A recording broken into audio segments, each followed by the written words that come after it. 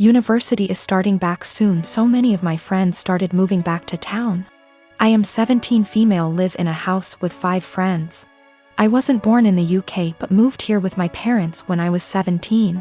We come from another European country, so I speak my native language, English, which is far from perfect.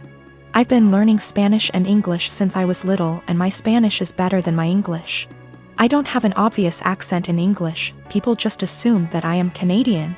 We had a small party on Saturday and one friend brought his new girlfriend, Jess. Jess 20, and she's the reason why I am posting here. Jess made sure to let everyone know that she's a polyglot and speaks multiple languages. I was obviously impressed. I study modern languages, meaning that I'm learning Italian and German on top of Spanish.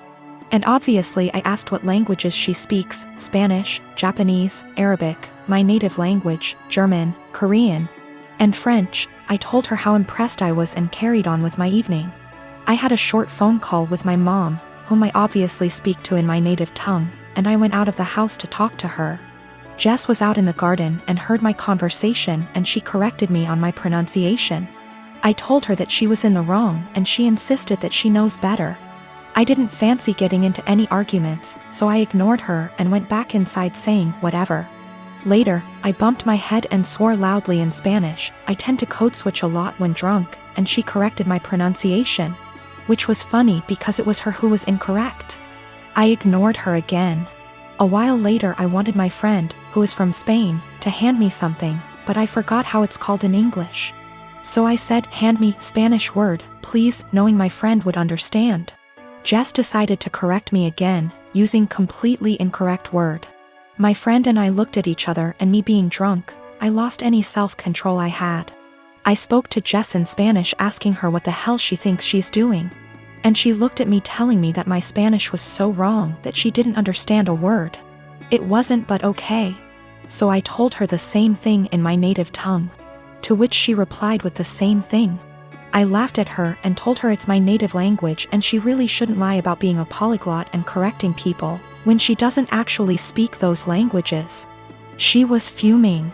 She tried to grab her boyfriend's hand and leave with him, but he was too drunk to care and just said, "Told you to stop lying."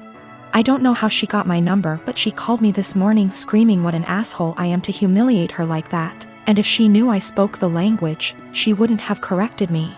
I do feel bad now. I realize how humiliating this must have been for her, but on the other hand, she shouldn't have been lying. I have this vegan coworker, we'll call her Vegan, who is very active on FB and in the office about being vegan and how cruel farming is and everything. Each to their own. I don't necessarily disagree with her views on animal cruelty, but here's the thing, I'm a hunter. Not a trophy hunter, but I do shoot feral pigs, rabbits, ducks, introduced, classified game ducks, and foxes, and I fish too. All except for the fish are classified as pests. Foxes especially kill native wildlife and farm animals, and farmers will often put you up on their property for free to hunt them. I have passed tests here, especially for identification of game ducks versus protected species, and practice ethical hunting. I.e. allow the animal to have a fair chase, no dogs or tracking devices. Practicing marksmanship and dispatching prey swiftly and humanely and not wasting the meat. None of that is obviously good enough for Vegan. When she first came onto the team and told everyone she was vegan, I kept my mouth shut about my hunting. I also think she's really intolerant because she preaches to people about how going vegan will help with their various ailments, and always turns up her nose at people heating up meat in microwave. As a result, we've kind of consciously started excluding her when we get up for lunch. However, last year I started going hunting more regularly with a work friend from another department, whose uncle owns a farm where feral pigs and like are an issue, and he often swings by to have a chat about guns and bows and our next trip, and she found out I was a hunter. This isn't even at our desks, it's in the kitchen area that has tables and stuff, and we sometimes eat our lunches together. Ever since then, every conversation I've had with her, she's referred to hunting and how cruel it is. One time, I wore a leather pencil skirt to work and she had a go at me for wearing animal products. She seems to have singled me because of the fact that I go hunting. My boss has no spine. I've tried talking to him about this, but she just intimidates him and makes it seem like she's been persecuted, and he's backed down from that. She even tried to get a vegan shelf in the fridge and tried to rope in some Hindu vegetarian guys to do that, but they pointed out that they use milk and cheese and honey in their cooking. They also think she's nuts. It's gotten to the point where we go out for drinks on a Friday night at 5 and we never ask her. I don't organize these things, a coworker does, but my boss told me, when I brought it up in one-on-one meeting, that she feels really left out and she seems to think it's my fault because I've been here for longer and I'm somehow poisoning them against her, or something. I have since been conscious of this. If anyone starts conversation about vegan, I just say I don't talk to her unless it's work-related and she's more than adequate at her job. It's actually become something of a joke or catchphrase. I told my boss I don't organize anything except official events and she's always been invited. If she's not invited to informal stuff, that's not even organized by me, then that's not my problem. The coworker that doesn't invite her, she managed to piss him off because he's eaten guinea pig, he's from Peru. And she asked him if he'd eaten any of his other pets. For the record, he never ate a guinea pig that was a pet, it's something they eat in Peru. Whenever she brings up hunting or anything, I just point blank ask her there was anything work-related that she wanted to talk about, and if there wasn't, I would start talking to someone else or just walk off. I have asked her multiple times to keep conversations work-related. I never start a conversation with her at all. Most of the time, she pounces when I'm in the kitchen making tea, getting water, or just stretching my legs. One time last week, a group of us were talking and she got up to join the discussion. A horrible silence fell over the group to the point where I just excused myself and went to my desk, and so did a few others. It all came to a head in our team meeting today when our boss, usually at the ends, asks if there's any positive news or celebrations outside of work people want to share, like engagements, marathons, charity appeals, etc., and vegan sarcastically asked me how many lives I'd taken last weekend. I got annoyed and said her constant badgering me about my hobbies and choice to eat meat was discriminatory and bothersome, and that unless it was work-related, she was not to engage me in conversation otherwise, and told our scribe to put that in the meeting minutes. She seemed a bit shocked by that and my boss looked uncomfortable but said fair enough. I thought that was the end of that, but the right before our boss went to close the meeting, 2 other coworkers also put their hands up and asked vegan to only engage them in work-related discussions, and that they were also uncomfortable being given non-medical health advice pertaining to their choice to consume meat and their diets. Again, boss looked uncomfortable but asked vegan to respect their wishes and closed the meeting. Vegan didn't look anyone in the eye after that but headed straight to the bathroom. My boss was trying to get one of the coworkers to see if she was okay, and I think one of them eventually checked up on her, but she was in a cubicle and asked to be left alone. She eventually came out and asked my boss to leave early, which she did. I feel awful now.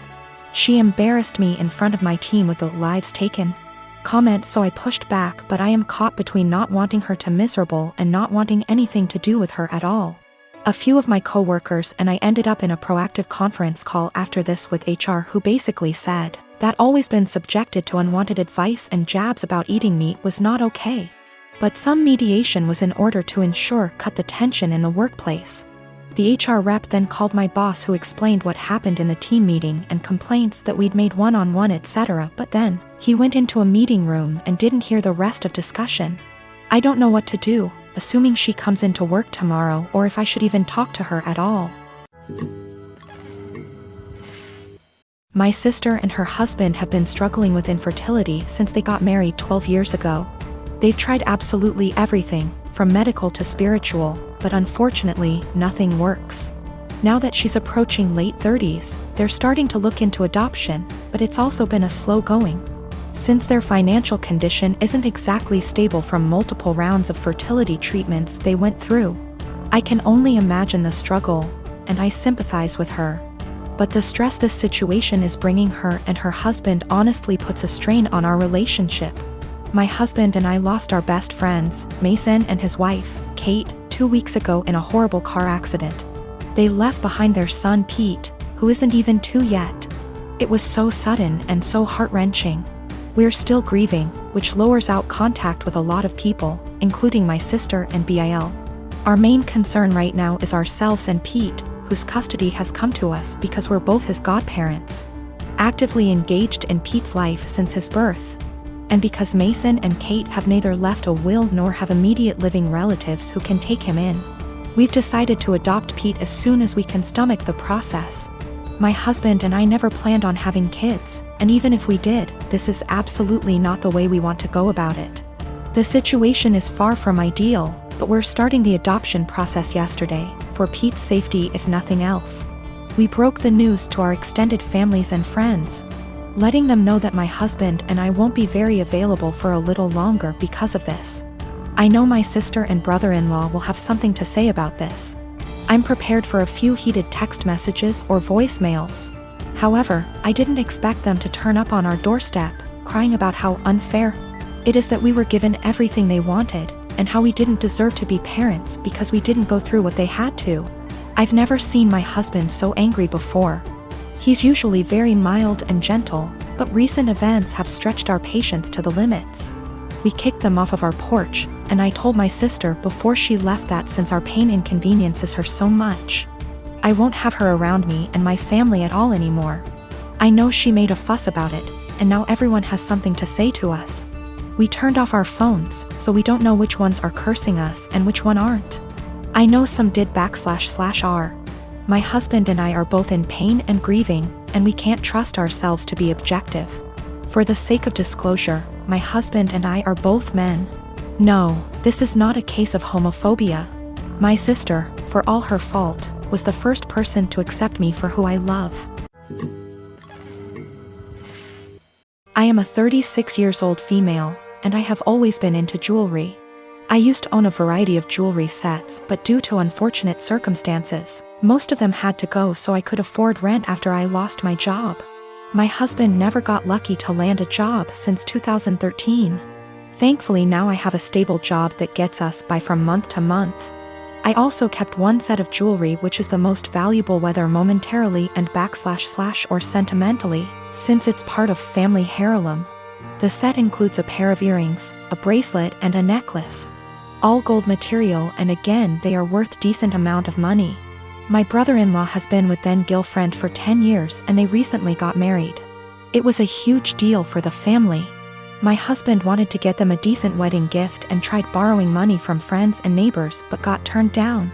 He kept stressing out about it for weeks, and just the other day, the wedding was days prior and the groom and bride are off to their honeymoon, I discovered that my jewelry set was gone.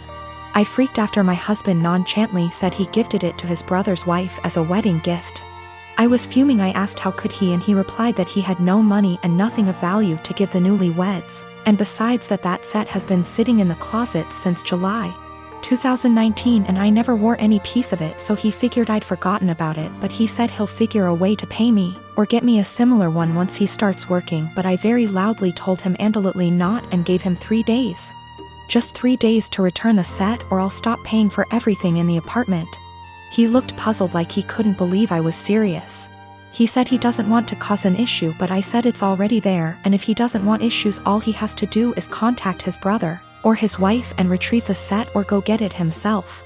He tried to twist the argument and offer the same solutions as mentioned above, but I refused. I said I just want my set back and he has 3 days only. He kept talking about how tasteless and disrespectful it'd be for him to retrieve a wedding gift, and said this will damage his relationship with his brother and family, and also how impossible it was to retrieve the set in 3 days, when the couple are on their honeymoon in another country. He said I was financially abusing him by threatening to stop paying for anything knowing I'm the breadwinner. Also, he refused to give me their new contact info to retrieve the set myself.